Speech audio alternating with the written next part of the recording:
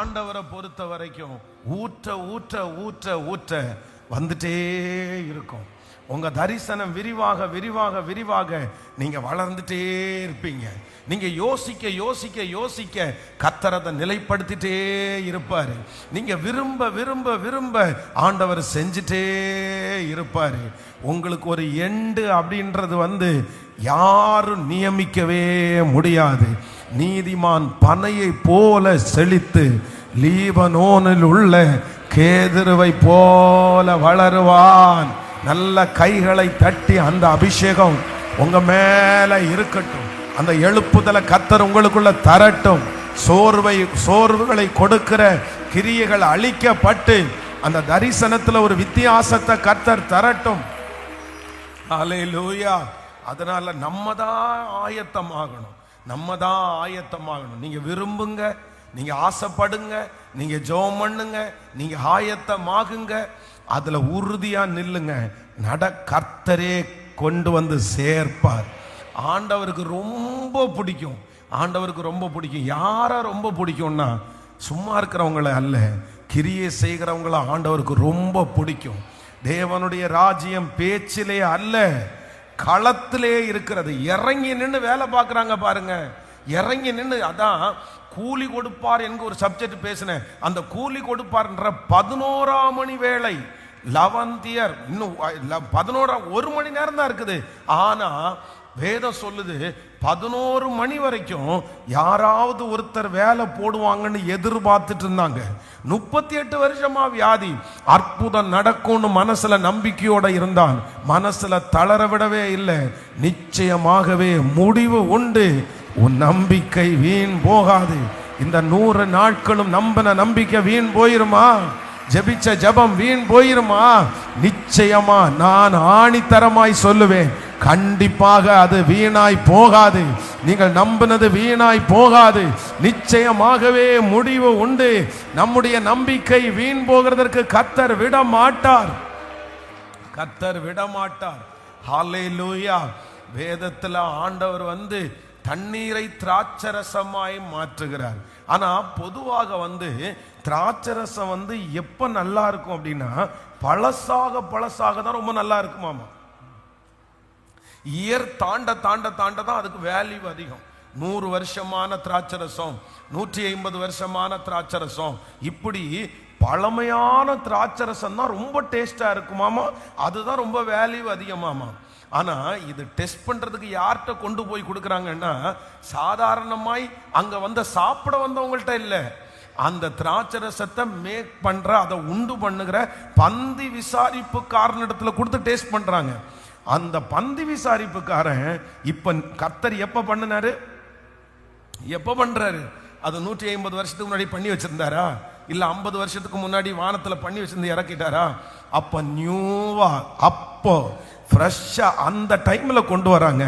ஆனா பந்தி விசாரிப்புக்காரன் என்ன சொல்றான் அப்படின்னு சொன்னா, ஐயோ ரொம்ப டேஸ்டா இருக்குது, இது 50 வருஷத்துக்கு முன்னாடி செஞ்சா கூட இவ்வளவு டேஸ்ட் வராது. அப்போ நான் விசுவாசிக்கிறேன், ஆண்டவர் உங்களை கொண்டு போய் நிறுத்திட்டார்னு வச்சுங்க, பழைய ஞானிகள் எல்லாம் தோற்று போய்வார்கள், அறிவாளிகள் எல்லாம் தோற்று போய்வார்கள்.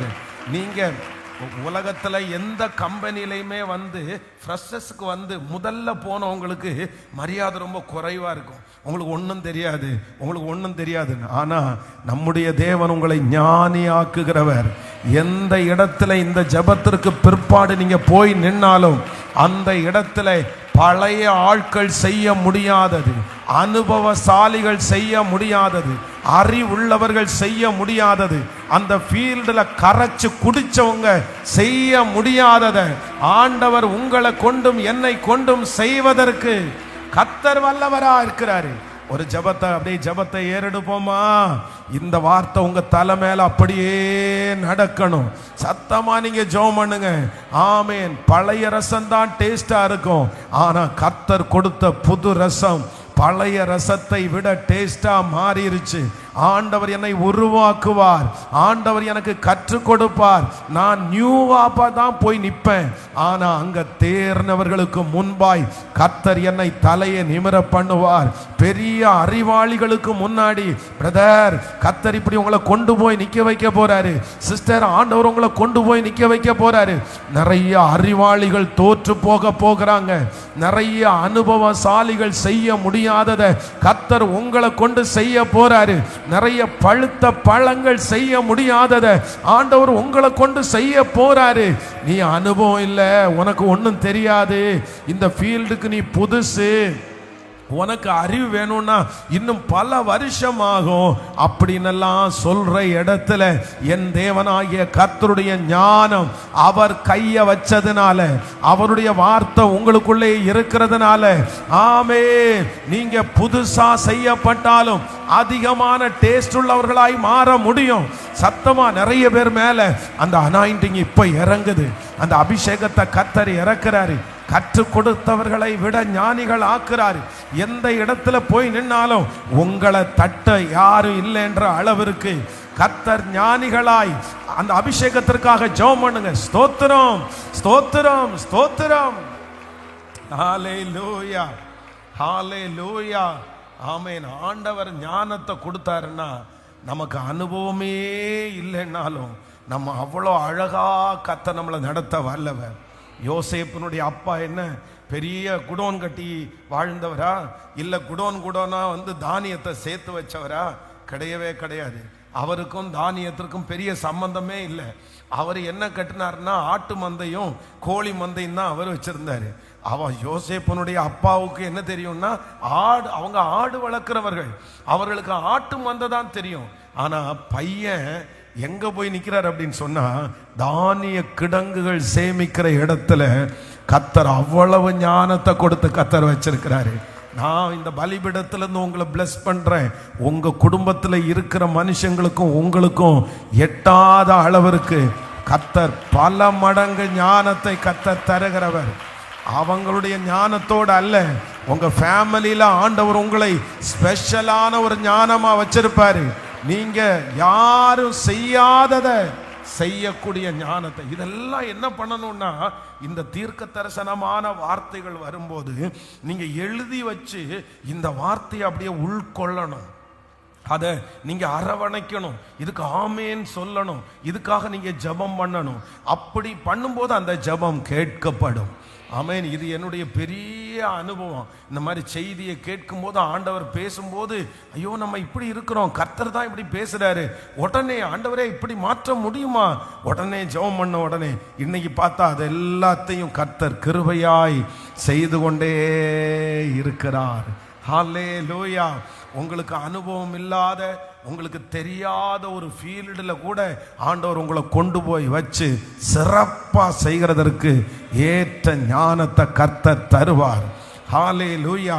போத்திபாருடைய வீட்டில் போனாலும் நீங்க தான் பெஸ்ட், சிறைச்சாலைக்கு போனாலும் நீங்க தான் பெஸ்ட், பார்வோனுடைய அரண்மனைக்கு போனாலும் நீங்க தான் பெஸ்ட்.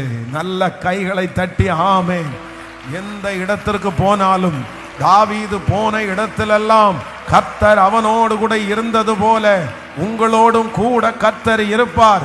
உங்கள் கையிலே கொடுக்கிற எல்லாவற்றையும் சிறைப்பாய் செய்யக்கூடிய ஒரு கிருபையை கர்த்தர் தருவார். ஹல்லேலூயா. அவன் பார்க்கிற எல்லாருடைய கண்கள்லையும் அவனுக்கு தயவு கிடைச்சது போல கர்த்தர் உங்களை பார்க்கிற எல்லாருடைய கண்களுக்கும் கிருபையாய் தயவு கிடைக்க பண்ணுவார். ஹல்லேலூயா. அதை சீக்கிரத்தில் நீங்கிவிடும் இந்த லேசான உபத்திரவம். ஆண்டவரே உங்க கூட இருந்து இந்த சகல ஞானத்தையும் கர்த்தர் தயவாய் கர்த்தர் தருவாராக. கர்த்தருடைய பிள்ளைகளே, இன்றைக்கு ஆண்டவருடைய சமூகத்திலே நான் இந்த 89வது நாள் ஆண்டவருடைய வார்த்தைக்காக நான் எதிர்பார்த்த போது ஆண்டவர் என்னுடைய இருதயத்திலே கர்த்தர் ஒரு வார்த்தையை வைத்தார். நம்ம சேர்ந்து வாசிக்க போறோம். ஏசாயாவின் தீர்க்க தரிசன புஸ்தகம் 51வது அதிகாரத்தினுடைய 11வது வசனத்தை எல்லாரும் சேர்ந்து வாசிக்க போகிறோம். ஏசாயாவின் தீர்க்க தரிசன புஸ்தகம் 51வது அதிகாரத்தினுடைய 11வது வசனத்தை எல்லாரும் சேர்ந்து வாசிக்கலாமா? அப்படியே கர்த்தரால் மீட்கப்பட்டவர்கள் ஆனந்த களிப்புடன் பாடி சீயோனுக்கு திரும்பி வருவார்கள். நித்திய மகிழ்ச்சி அவர்கள் தலையின் மேல் இருக்கும். சந்தோஷமும் மகிழ்ச்சியும் அடைவார்கள். சஞ்சலமும் தவிப்பும் ஓடி போகும். இன்னொரு விசை கூட வாசிக்கலாம். அப்படியே கர்த்தரால் மீட்கப்பட்டவர்கள் ஆனந்த களிப்புடன் பாடி சீயோனுக்கு திரும்பி வருவார்கள். நித்திய மகிழ்ச்சி அவர்கள் தலையின் மேல் இருக்கும். சந்தோஷமும் மகிழ்ச்சியும் அடைவார்கள். சஞ்சலமும் தவிப்பும் ஓடி போகும். ஹல்லேலூயா. ஆண்டவருடைய பிள்ளைகளே, இன்றைக்கு ஆண்டவர் இந்த 89வது நாளிலே நான் உன்னை சந்தோஷப்படுத்துவேன், நான் உன்னை சந்தோஷப்படுத்துவேன், இந்த வார்த்தையே என்னுடைய இருதயத்திலே ஆண்டவர் பேசிட்டே இருந்தார். அதற்கு உதாரணமாக, அதற்கு ஆணித்தரமாக ஆண்டவர் இந்த வாக்குத்தத்தத்தோடு பேசினார். நித்திய மகிழ்ச்சி அவர்கள் தலையின் மேல் இருக்கும். சந்தோஷமும் மகிழ்ச்சியும் அடைவார்கள். சஞ்சலமும் தவிப்பும் ஓடி போகும். ஹல்லேலூயா. இந்த ஜெபத்திற்கு பிற்பாடு ஆண்டவர் உங்களை சந்தோஷப்படுத்துவேன் என்று கர்த்தர் வாக்கு கொடுக்கிறார். நீங்கள் இழந்து போன அந்த சந்தோஷத்தை கர்த்தர் மறுபடியும் உங்களுக்கு தரப்போகிறார். உங்களுடைய வீடு சந்தோஷமாக போகிறது. உங்க குடும்பத்திலே நீங்கள் பல மாதங்களாய், பல வருடங்களாய் ஒருவேளை சந்தோஷத்தை இழந்து போயிருக்கலாம். உங்க மனசளவில் நீங்க சந்தோஷத்தை நீங்க இழந்து போயிருக்கலாம். பாஸ்டர், நான் மனசார சந்தோஷமா இருந்து ரொம்ப நாள் ஆயிருச்சு. எப்ப பார்த்தாலும் துக்க செய்திகளை நீங்க கேட்கலாம். துக்கமான காரியங்கள் உங்களுக்கு ஒவ்வொரு நாளும் உங்களை மனமடிவாக்கி கொண்டிருக்கலாம். ஆனால் தேவாலயத்திற்கு போன அன்னாளை கர்த்தர் அத்தனை வருடமும் மனமடி வாக்கப்பட்டிருந்த அந்த மகளுக்கு இரக்கம் செய்து ஒரு நாள் கர்த்தர் சந்தோஷத்தை கொடுத்தார். அந்த சந்தோஷம் யாரும் எடுக்க முடியாத ஒரு சந்தோஷமாய் கர்த்தர் மாற்றினது போல இன்றைக்கு கிருபையாய் வாக்கு கொடுக்கிறார். நான் உன்னை சந்தோஷப்படுத்துவேன். கர்த்தர் உங்களை சந்தோஷப்படுத்த போகிறார். எந்த பிள்ளைய நினைச்சு நீங்க கவலைப்பட்டீங்களோ அந்த பிள்ளையின் மூலமாகவே கர்த்தர் உங்களை சந்தோஷப்படுத்துவேன் என்று கர்த்தர் வாக்கு கொடுக்கிறார். ஆமென். எந்த காரியம் உங்களை துக்கப்படுத்தினதோ அதே காரியத்தில் ஒரு அற்புதத்தை கர்த்தர் செய்து இந்த வியாதியிலிருந்து விடுதலையை கொடுத்து அந்த கடன் பாரத்திலிருந்து உங்களை வெளியே கொண்டு வந்து, ஆமென், நல்ல ஒரு வேலையை கர்த்தர் உங்களுக்கு தந்து பரிசுத்தமாய் கர்த்தர் வாழ வைத்து மறுபடியும் இழந்து போன சந்தோஷத்தை நமக்கு தருவேன் என்று வாக்கு கொடுக்கிற தேவனுக்கு நல்ல கரங்களை தட்டி முழு பலத்தோடு ஆமென், ஆமென், ஹல்லேலூயா, ஆமென்.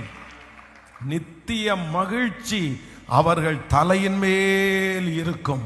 கர்த்தரால் மீட்கப்பட்டவர்கள் ஆனந்த களிப்புடன் பாடி சீயோனுக்கு வருவார்கள். ஆண்டவர் உங்க வாயில நல்ல புதிய பாடல்களை ஆண்டவர் தருவார். சந்தோஷமான பாடல்களை நீங்கள் பாடுகிற நாட்கள் சீக்கிரமாய் வரப்போகிறது. ஆண்டவருக்கு சித்தமானா இந்த ஜெபம் முடிச்சு ஒரு புதிய ஆண்டுல நம்ம காலடி எடுத்து வைக்க போறோம். நான் நம்புறேன் நெக்ஸ்ட் இயர் இங்க இருக்கிற நிறைய பேரை சந்தோஷப்படுத்துறது மாதிரி கர்த்தர் ஒரு அற்புதத்தை செய்ய போறாரு. ஒரு குழந்தையை கொடுத்து கர்த்தர் சந்தோஷப்படுத்துவார். ஒரு திருமண காரியத்தை கொடுத்த ஆண்டவர் சந்தோஷப்படுத்துவார். ஒரு வீட்டை கொடுத்த ஆண்டவர் சந்தோஷப்படுத்துவார். ஒரு ஊழியத்தை குறிச்ச ஆண்டவர் உங்களை சந்தோஷப்படுத்துவார். உங்களுக்கு நீங்க என்ன கொடுத்தா நீங்க சந்தோஷம் அடைவீர்களோ அதை கொடுத்து உங்களை சந்தோஷப்படுத்துகிற தேவன் நல்ல கைகளை தட்டி அவர் சந்தோஷப்படுத்துவார். ஆமென். நாம் துக்கமாய் இருக்கிறது அவருக்கு விருப்பம் அல்ல. வேதம் சொல்கிறது உங்கள் துக்கம் சந்தோஷமாய் மாறும். இந்த உலகம் சந்தோஷப்படும், நீங்களோ துக்கப்படுவீர்கள். ஆனா இந்த உலகத்தினுடைய சந்தோஷம் நீடிக்காது. கர்த்தர் வாக்கு கொடுக்கிறார், ஆனாலும் உங்கள் துக்கம் சந்தோஷமாய் மாறும். சந்தோஷமாய் மாறும்.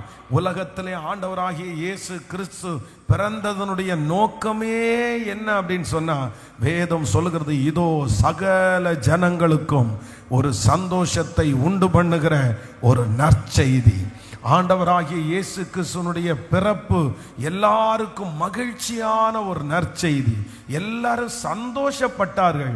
நமக்கு பிறந்திருக்கிறது, நமக்கு நாம் ஆராதிக்கிற ஆண்டவர், அவர் சந்தோஷத்தை கொடுக்கிற கர்த்தர். விசுவாசிக்கிறீர்களா இல்லையா? எத்தனை பேர் ஆமோதிக்கிறீர்கள்? கைகளை உயர்த்தி ஏசப்பாட்ட சொல்லுங்க, என்ன சந்தோஷப்படுத்த போகிறதற்காக நன்றி. நீங்கள் விசுவாசித்தால் தேவனுடைய மகிமையை காண்பீர்கள். கர்த்தர் உங்களுக்காக தான் பேசுறாரு. இல்ல, இந்த துக்கம் சீக்கிரமா நீங்கும், இந்த துக்கம் சீக்கிரமாய் நீங்கும். நீங்கள் துக்கம் நீங்கி ஆறுதல் அடைவீர்கள். நீங்கள் துக்கம் நீங்கி ஆறுதல் அடைவீர்கள். ஆமேன். ஒரு மோசே உங்களை வழி நடத்தி சந்தோஷத்தை கொடுக்கிற மோசே இல்லாமல் போகலாம். ஆனா இன்னொரு ஜோஷுவாவை கர்த்தர் எழுப்புகிறதற்கு கர்த்தர் வல்லவராயிருக்கிறார்.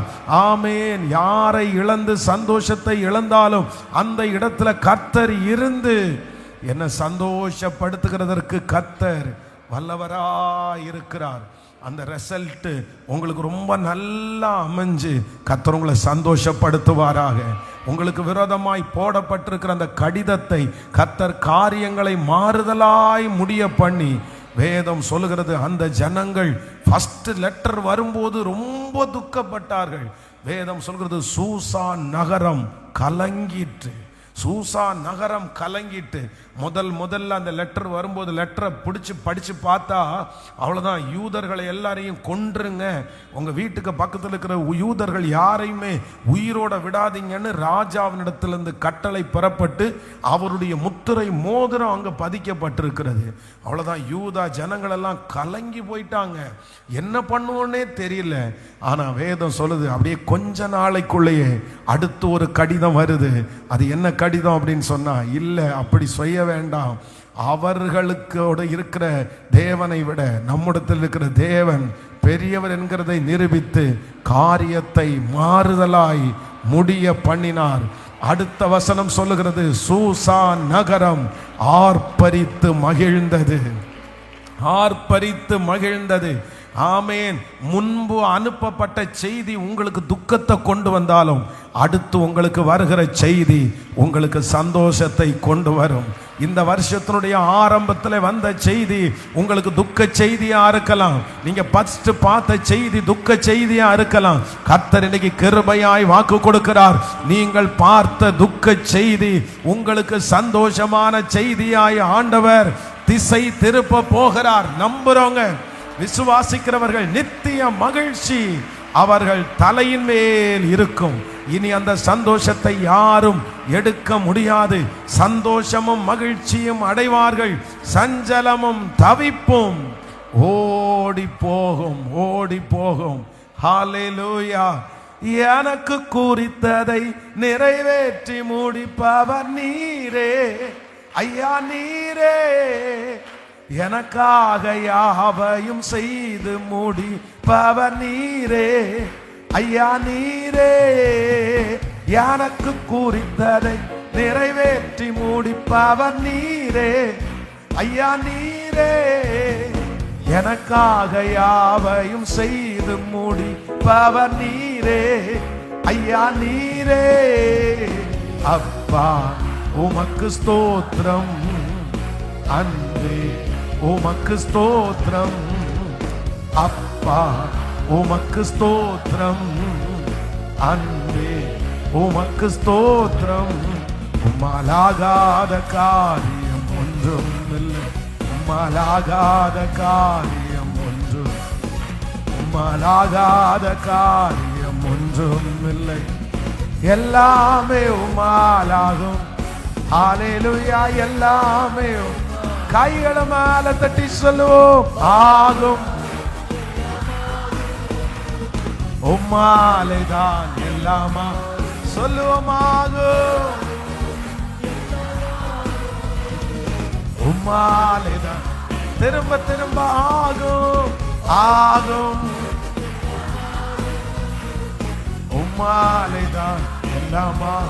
வறண்ட நிலத்தை அவர் நீரூற்றாய் மாற்றுகிறவர், அவாந்தர வெளியை தண்ணீராய் மாற்றுகிற கர்த்தரால் எனக்காக யாவையும் செய்து முடிக்கிறதற்கு அவரால் ஆகும். அவர் என்னை சந்தோஷப்படுத்த போகிறார், சந்தோஷப்படுத்த போகிறார். இந்த ஜெபம் முடித்து ஒரு புதிய ஆண்டுக்குள்ளே நான் காலடி எடுத்து வைக்கும் போது சந்தோஷத்தோடு காலடி எடுத்து வைத்திருப்பேன். என் ஆரம்பம் அற்பமானாலும் என் முடிவு சம்பூரணமா இருக்கும். நான் துக்கப்பட்ட அதே தெருவில் கர்த்தர் என்ன சந்தோஷப்படுத்துவாரு. நான் துக்கப்பட்ட அதே சொந்தத்துக்கு முன்னாடி கர்த்தர் என்ன சந்தோஷப்படுத்துவாரு. வறண்ட நிலத்தை நீரூற்றாய் மாற்றுபவர் நீரே. பாடுவோம். தண்ணீராய் மாற்றுபவர் நீரே, ஐயா நீரே.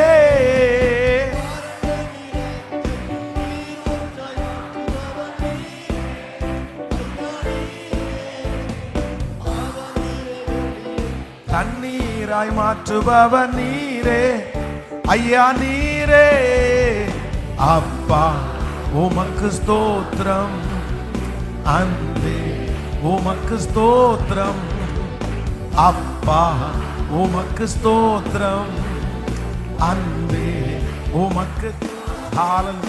உம்மாலாகாத காரியம் ஒன்றும் இல்லை, உம்மாலாகாத காரியம் ஒன்றும், உம்மாலாகாத காரியம் ஒன்றும் இல்லை. எல்லாமே உம்மாலாகும். ஹல்லேலூயா. எல்லாமே உம்மா. கைகளை மேல தட்டி ஆகும். இயேசுவே உங்களால் ஆகும், ஆகும். விசுவாசத்தோடு, விசுவாசத்தோடு ஆகும், ஆகும், ஆகும். எல்லாம் ஆகும். உம்மாலைதான் எல்லாம். சேர்ந்து சொல்லுமா? சொல்லி முடியாத அற்புதம் செய்பவர் நீரே, ஐயா நீரே. எண்ணி முடியாத நடக்கட்டும், பாட பாட நடக்கட்டும். சொல்லி முடியாத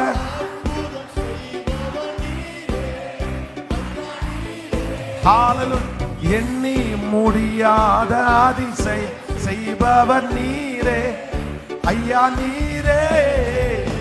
அப்பா உமக்கு ஸ்தோத்திரம், அன்பே உமக்கு ஸ்தோத்திரம். அப்பா உமக்கு ஸ்தோத்திரம், அன்பே உமக்கு ஸ்தோத்திரம். உம்மாலாகாத காரியம் ஒன்றும் இல்லை, உம்மாலாகாத காரியம் ஒன்றும் இல்லை, உம்மாலாகாத காரியம் ஒன்றும் இல்லை. எல்லாமே இயேசுவே. சொல்லுவாகும், ஆகும், எல்லாம் ஆகும். உம்மாலைதான் ஓ ஆகும், எல்லாம் ஆகும். உம்மாலைதான் எல்லாம் ஆகும். ஹல்லேலூயா, ஹல்லேலூயா. என் தேவன் என்னை மகிழ்ச்சியாக்குற ஒரு தேவன், என்னை சந்தோஷப்பட வைக்கிற ஒரு தேவன். இழந்து போன எல்லா சந்தோஷமும் நமக்கு திரும்பி வரும். நீங்க மாறிட்டீங்கன்னா, நீங்க கொஞ்சம் ரெடி ஆயிட்டீங்கன்னா, கொஞ்சம் ஆண்டவருக்கு ஒப்பு கொடுக்க ஆரம்பிச்சீங்கன்னா, அந்த கடினமான இருதயத்தை எல்லாம் மாற்றி எப்பொழுதுமே நம்முடைய தலையின் மேல என்ன இருக்கணும்னா நித்திய மகிழ்ச்சி, நித்திய மகிழ்ச்சி. அதனால நான் சந்தோஷமா இருக்கணும்னு ஆண்டவருடைய பிள்ளைகள் நம்ம ஆசைப்படணும். சந்தோஷம் அப்படின்றது நான் நிறைய டைம் சொல்லியிருக்கிறேன். சந்தோஷம்ன்றது இன்னொருத்தர் கொடுக்கறது கிடையாது. சந்தோஷம் இன்னொரு பொருள்ல கிடைக்கிறது கிடையாது. சந்தோஷம் அப்படின்றது எனக்குள்ளேயே கர்த்தர் வைக்கிற, எனக்குள்ளேயே உருவாக்குற ஒன்றுதான் சந்தோஷம். ஆமேன். சிறைச்சாலையிலே உட்கார்ந்துட்டு தேவனுடைய மனுஷன் என்ன எழுதுறான் அப்படின்னா, எப்பொழுதும் கர்த்தருக்குள் சந்தோஷமாயிருங்கள், சந்தோஷமாயிருங்கள் என்று மறுபடியும் உங்களுக்கு சொல்லுகிறேன். அப்போ சந்தோஷத்தை காசு கொடுத்து வாங்க முடியாது. சந்தோஷம் நம்ம இன்னைக்கு ஒரு மொபைல் வாங்குறோம், உடனே சந்தோஷப்படுறோம்னா அவ்வளோதான். அந்த மொபைல் பழசாயினோன்னா சந்தோஷம் போயிடும். 5 நாளையில் அந்த சந்தோஷம் முடிஞ்சு போயிடும். நம்ம எந்த பொருளையும் சந்தோஷத்தை ரொம்ப லாங் டைமா அனுபவிக்க முடியாது. ஆனா நம்முடைய சந்தோஷம் பொருளை சம்பந்தப்பட்டு அல்ல. எங்க இருக்கணும்னா என்னுடைய இருதயம் எப்பவும் எப்படி இருக்கணும்னா, கர்த்தருக்குள் மகிழ்ச்சியா இருப்பதே உங்கள் பலன். அதான் உலகத்தான் ஒரு பழமொழி சொல்லுகிறார். அப்படின்னா மகிழ்ச்சியா இருக்கிறது, சந்தோஷமா இருக்கிறது தான் பெரிய சொத்து அப்படின்னு சொல்றான். ஆனா நான் அது வேதத்திலிருந்து எடுக்கப்பட்டது தான். சந்தோஷமா இருக்கிறதை கர்த்தர் ரொம்ப விரும்புகிறார். அதனால இன்னையிலிருந்து இந்த ஜபத்திலிருந்து நீங்க என்ன பண்ண ஆரம்பிக்கணும் அப்படின்னா, சிரிச்சா சிலருக்கு பிடிக்காது. சிரிச்சான்னா மற்றவங்களை டிஸ்டர்ப் பண்ற அளவுக்கு சிரிக்கணும்னு அவசியம் கிடையாது. ஆனா நம்ம எப்படி இருக்கலாம் அப்படின்னு சொன்னா, கர்த்தருடைய சிரிப்பு அப்படின்ற ஒன்றை மனுஷனை தவிர வேற ஒன்றுக்குமே கர்த்தர் கொடுத்ததில்லை, எதுக்குமே இல்லை. மாடு சிரிச்சு பார்த்துருக்கீங்களா? ஆடு சிரிச்சு பார்த்துருக்கீங்களா? ஒருவேளை அப்படி ஒரு மாடு சிரிச்சுன்னா எப்படி இருக்கும்? அதுக்கு மூஞ்சியை நம்மளால பார்க்க முடியுமா? உலகத்தில் இருக்கிற சிங்கம் சிரிச்சா எப்படி இருக்கும்? சத்தம் தான் நமக்கு கேட்குது. அவங்க மிமிக்ரி பண்றவங்க வேணா சிங்கம் சிரிக்கிறது மாதிரி போட்டிருக்கலாம். ஆனா சிங்கம் எல்லாம் சிரிக்காது. சிரிப்புன்ற ஒன்றை கர்த்தர் யாருக்கு தந்திருக்கிறாருன்னா, மனிதர்களாகிய நமக்கு மட்டும்தான் கர்த்தர் தந்திருக்கிறாரு. அவ்வளவு துக்கத்திலையும் உங்களால சந்தோஷமா இருக்க முடியும். அவ்வளவு பிரச்சனையிலையும் உங்களால சந்தோஷமா இருக்க முடியும். காரணம் என்னன்னா, யெகோவா ஈரே, என்னுடைய சூழ்நிலைகளை எல்லாம் கர்த்தர் பார்த்து கொள்ளுவார். நாளைய தினத்தை குறித்து நான் பயப்பட மாட்டேன். கர்த்தருக்குள் சந்தோஷமா இருப்பது உங்கள் பலன். ஆண்டவர் இன்னைக்கு இந்த 89வது நாள் உங்க தலை மேல ஒரு அபிஷேகம் இருக்கணும். என்ன அபிஷேகம் இருக்கணும்னா, மகிழ்ச்சி. சொல்லுங்க, எல்லாரும் சொல்லுங்க, மகிழ்ச்சி, சந்தோஷம். ஹல்லேலூயா. உங்க முகம் எப்படி இருக்கணும் அப்படின்னு சொன்னா, சந்தோஷமா இருக்கணும். எப்போ நீங்க எப்படி பேசணும் அப்படின்னு சொன்னா, சந்தோஷமா பேசணும். எல்லாரிடத்துலையும் சந்தோஷமா பேசணும். இந்த முசுடான மூஞ்சி எல்லாம் தூக்கி போடணும். இந்த முசுடெல்லாம் இந்த 100 நாள் ஜபத்தோட இதெல்லாத்தையும் தூக்கி குப்பையில போட்டுட்டு நீங்க என்ன வாங்குங்கன்னா, சந்தோஷம் உள்ளவர்களாய் மாறுங்க.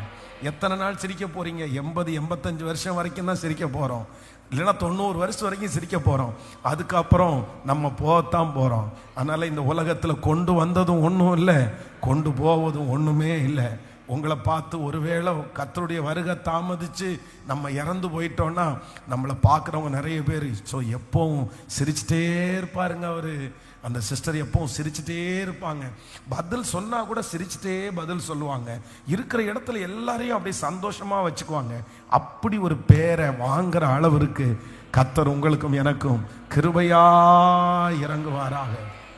ஒரு 7 ஆண்டுகளுக்கு முன்பாக சென்னையில் ஒரு ஆக்சிடென்ட்ல பாதிக்கப்பட்டு படுத்த படுக்கையா இருக்கிற ஒரு தாயாரை சந்திச்சேன். அவங்க அந்த பெட்டில் எத்தனை வருஷமா இருந்தாங்கன்னா, 8 வருஷமா அந்த பெட்டில் இருந்தாங்க. 8 வருஷமா அவங்க எழும்ப முடியாம. அப்ப நான் ஒரு 7 ஆண்டுகளுக்கு முன்பாக அவங்களை, இப்ப இறந்துட்டாங்க, அவங்கள போய் பார்த்தேன். 8 வருஷமா அந்த சகோதரி அந்த பெட்ல படுத்திருந்து ஒரு நாள் கூட அவங்க சீ அப்படின்னு சொன்னதோ, சோகமா இருந்ததோ, கோபமா இருந்ததோ இல்லையாமா. அவங்க சொல்லும்போது சொன்னாங்க, 8 வருஷமா இந்த பெட்ல எப்படிதான் இருந்தாங்கன்னா, சிரிச்சுட்டே சந்தோஷமா என்னை பார்த்துக்கிறதுக்கு ஆண்டவர் உங்களுக்கு கொடுத்துருக்கிறாரு. கர்த்தருக்குள் நான் சந்தோஷமா இருப்பேன்னு ஜெபம் பண்ணிட்டே இருந்தாங்களாமா. அதனால நான் நம்புறேன், இன்னைக்கு இந்த பலிபீடத்திலிருந்து இந்த சத்தத்தை கேட்குற எல்லாருக்காகவும் ஜெபிக்கிறேன். ஒருவேளை நீங்க நிறைய பேர் சின்ன வயசுல நான் தான் பாச ரொம்ப சிரிப்பேன், என் வீட்டிலேயே சத்தம் போட்டு சிரிக்கிற பிள்ளை நான் தான், சத்தம் போட்டு சிரிக்கிறவன் நான் தான், 10 ஃப்ரெண்ட்ஸ் மத்தியில் நான் தான் பாஸ் ரொம்ப சிரிப்பேன், நான் தான் எல்லாரையும் சிரிப்பு காமிப்பேன். ஆனா இன்னைக்கு எனக்கு இருக்கிற சூழ்நிலையினால என் வாயை திறந்து சிரிக்கவே முடியல. நான் சிரிச்சு ரொம்ப நாள் ஆச்சு பாஸ்டர், நான் சந்தோஷப்பட்டு ரொம்ப நாள் ஆச்சு, நான் நிம்மதியா சாப்பிட்டு ரொம்ப நாள் ஆச்சு. சந்தோஷம் அப்படின்றத நான் மறந்துட்டேன், சிரிப்பு அப்படின்றத நான் மறந்துட்டேன். ஒருவேளை திருமணம் ஆனதுக்கு பிறகு, பிள்ளைகள் பிறந்ததுக்கு அப்புறம் ஏதோ ஒரு சூழ்நிலையில உங்க சந்தோஷத்தை நீங்க பறிகொடுத்து வாழலாம், பறிகொடுத்திருந்து வாழலாம். ஆனா இந்த பலிபீடத்துல நான் ரொம்ப துக்கத்தோட நான் உங்களுக்காக ஜெபிக்கிறேன். மனசுல அப்படியே பாரத்தை சுமந்து ஜெபிக்கிறேன். ஜெபிக்கிறேன், மீண்டும் அந்த சந்தோஷத்தை நீங்க பெற்றுக்கொள்ள முடியாதுன்னு நினைக்கலாம். இந்த கணவனாரை வச்சு நான் என்ன பாஸ் அந்த சந்தோஷத்தை அனுபவிப்பேன், இந்த மனைவியை வச்சு நான் என்ன சந்தோஷத்தை அனுபவிப்பேன், இந்த சூழ்நிலையை வச்சுட்டு நான் எப்படி சிரிக்க முடியும், இந்த வியாதியை வச்சுட்டு நான் எப்படி சிரிக்க முடியும். ஆனா கர்த்தர் நினைச்சா முடியாதது எதுவுமே இல்லை. நீங்க சந்தோஷப்படுறது மாதிரி ஏதாவது ஒன்ன கர்த்தர் செய்வாரு. சிஸ்டர், இது உங்களுக்கான வார்த்தை தான், இது உங்களுக்கானதான் வார்த்தை தான். மறுபடியும் மேலதாள சத்தம் இஸ்ரவேலில் கேட்கும்னு யாருமே நினைக்கல. மறுபடியும் இஸ்ரவேலில் குழந்தை சத்தம் கேட்கும்னு யாருமே நினைக்கல. ஆனா கர்த்தர் சொல்றாரு, நித்திய மகிழ்ச்சி உன் தலையின் மேல் இருக்கும், சஞ்சலமும் அப்படியே. கர்த்தரால் மீட்கப்பட்டவர்கள் ஆனந்த களிப்புடன் பாடி சீயோனுக்கு திரும்பி வருவார்கள். கர்த்தர் அந்த இடத்திலிருந்து உங்களை மீட்பார். அந்த அடிமைத்தனத்திலிருந்து கர்த்தர் உங்களை மீட்பார். அந்த பிரச்சனையிலிருந்து ஆண்டவர் உங்களை மீட்டார். கர்த்தர் மீட்டு எடுக்கும் போது நீங்க சந்தோஷத்தோடு பாடி திரும்பி வருவீர்கள். நித்திய மகிழ்ச்சி. கைகளை தட்டி ஜெபிக்க ஜெபிக்க ஜெபிக்க ஜெபிக்க. ஸ்தோத்திரம் ஸ்தோத்திரம் ஸ்தோத்திரம். சந்தோஷத்தை கெடுக்கிற எல்லா சக்திகளும் இயேசுவின் நாமத்தில் நிர்மூலம் ஆகட்டும். சத்துருடைய கிரியைகள் அழிவதாக அழிவதாக. அப்பா அப்பா இரக்கம் செய்யும் அப்பா. இந்த 89 நாட்களும் உங்க சமூகத்தில் உங்களை ஆராதித்து நாங்க ஜெபிக்கிறோம். எங்க பிள்ளைங்க சாட்சி சொல்லணும், பாஸ்டர் அன்னைக்கு நீங்க ஜெபிச்ச ஒரே ஒரு ஜெபம், அன்னைக்கு நான் இந்த ஜெபத்தில் அட்டெண்ட் பண்ண, கர்த்தர் என்ன சந்தோஷப்படுத்திட்டாரு, மீண்டும் கர்த்தர் என்ன சந்தோஷப்படுத்திட்டாரு. அந்த சாட்சி சொல்ல போகிறதற்காக ஸ்தோத்திரம். நன்றி நன்றி. ஆமென். என்னை சந்தோஷப்படுத்துகிற கர்த்தர். வேதத்துல ஒரு ரொம்ப துக்கமாய் இருந்த ஒரு மனுஷன் அப்படின்னா, நம்ம இந்த 100 நாள் ஜெபத்தில் அந்த மனுஷனை குறித்து நிறைய டைம் நம்ம தியானிச்சிருக்கிறோம். 38 வருடமாய் வியாதியாய் இருந்த ஒரு மனுஷன், எல்லாரும் சந்தோஷமா இருக்கும்போது தன்னுடைய இருதயத்தை ரொம்ப துக்கமாய் இருந்த ஒரு மனுஷன். இந்த சம்பவம் எந்த டைம் நடக்குது அப்படின்னு சொன்னா, நீங்கள் யோவான் எழுதின சுவிசேஷத்தில் 5ஆம் அதிகாரத்தினுடைய 1வது வசனத்தை வாசிக்கலாமா?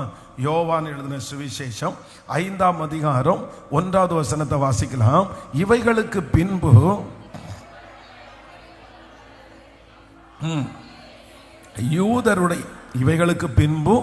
யூதருடைய பண்டிகை ஒன்று வந்தது. அப்பொழுது இயேசு எருசலேமிற்கு போனார். நீங்க 2ஆம் அதிகாரத்தினுடைய 23வது வசனத்தை கூட வாசிக்கலாமா? 2ஆம் அதிகாரம் 23வது வசனம். பஸ்கா பண்டிகையிலேயே அவர் எருசலேமில் இருக்கையில் அவர் செய்த அற்புதங்களை அநேகர் கண்டு அவருடைய நாமத்தில் விசுவாசம் வைத்தார்கள். நல்லா கவனிச்சுக்குங்க ஆண்டவருடைய பிள்ளைகளே. ஆண்டவர் இந்த இடத்துல வர்றாரு. இந்த 2 வசனத்தை வாசிச்சோம். ஒன்று யோவான் 2ஆம் அதிகாரம் 23வது அதிகாரத்திலே பஸ்கா பண்டிகைன்னு ஒரு பண்டிகை வருகிறது. அந்த பண்டிகையை அந்த இடத்துல மென்ஷன் பண்ணியிருக்கிறாங்க. இப்போ 2ஆம் அதிகாரத்திலிருந்து நீங்க 5ஆம் அதிகாரத்துக்கு வந்தீங்கன்னா அங்க என்ன பண்ணிருந்து, இவைகளுக்கு பின்பு யூதருடைய பண்டிகை ஒன்று வந்தது. அப்போ அந்த இடத்துல என்ன பண்டிகைன்னு அந்த இடத்துல சொல்லப்படல. ஆனா நீங்க முதலாவதாக என்ன பண்டிகை நம்ம வாசம் 2ஆம் அதிகாரத்துல பஸ்கா பண்டிகை. பஸ்கா பண்டிகைக்கு அடுத்த பண்டிகை என்ன பண்டிகை அப்படின்னா பெந்தேகோஸ்தே பண்டிகை. அப்போ இது ரொம்ப பண்டிகையின் நாட்கள். பொதுவாக நம்முடைய தமிழ்நாடு ரொம்ப இந்தியாவே என்ன அப்படின்னு சொன்னா கிறிஸ்டியானிட்டி ரொம்ப குறைவா இருக்கு. கிறிஸ்தவர்கள் குறைவா இருக்கிறதுனால நீங்க ரொம்ப பெருசா இந்த பண்டிகை நாட்களில் பெரிய சந்தோஷத்தை பார்க்க முடியாது. ஆனா அந்த சவுத் சைடெல்லாம் போயிட்டோம் அப்படின்னு சொன்னா இந்த கிறிஸ்மஸ் டைம் போயிட்டீங்கன்னா ரொம்ப நல்லா இருக்கும். சவுத்து அப்படின்னா திருநெல்வேலியிலிருந்து அப்படியே கிளம்பி நாகர்கோயில் அந்த சைடெல்லாம் போயிட்டீங்கன்னா எல்லா வீடுகளிலையும் பார்த்தீங்கன்னா லைட்டு போட்டிருப்பாங்க.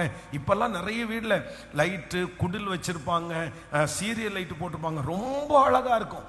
அவர்களே போட்டி போட்டு அந்த அந்த மாதிரி குடில் எல்லாம் கட்டுவாங்க. இதே போல பாத்தீங்கன்னா மேலை கிறிஸ்தவ நாடுகளில் வந்து அதிகமாய் வந்து சந்தோஷம், ஒரு பண்டிகை காலம்ன்றது என்னன்னா இந்த கிறிஸ்மஸ் டைம், இந்த டிசம்பர் மாதம் பார்த்தீங்க அப்படின்னா குளிர் இருக்கும், அது பயங்கர சந்தோஷமா இருக்கும். அதனுடைய அந்த சிட்டியே வித்தியாசமா இருக்கும்னு வச்சுக்கோங்களேன். அந்த மாதிரி அப்போ எருசலேமில் இப்ப என்ன நடக்குதுன்னா இது ஒரு பண்டிகை காலம். அப்போ இந்த பண்டிகை காலத்துல பாத்தீங்கன்னா எல்லாருமே பொதுவா நம்ம ஊர்ல தீபாவளி வந்துச்சுன்னு பாருங்களேன், எல்லாரும் பட்டாசு வெடிச்சுட்டு சந்தோஷமா இருப்பாங்க.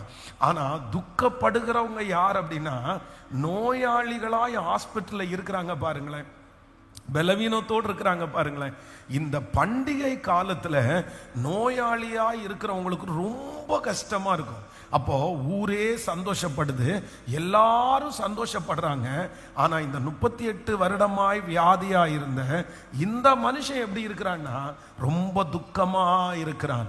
ஆனா நான் இன்றைக்கு தியானிக்கும் போது அந்த மனுஷன் ஒரு மனுஷனுடைய துக்கத்தை சந்தோஷமாய் மாற்றுவதற்கு இயேசு கடந்து வந்தார்.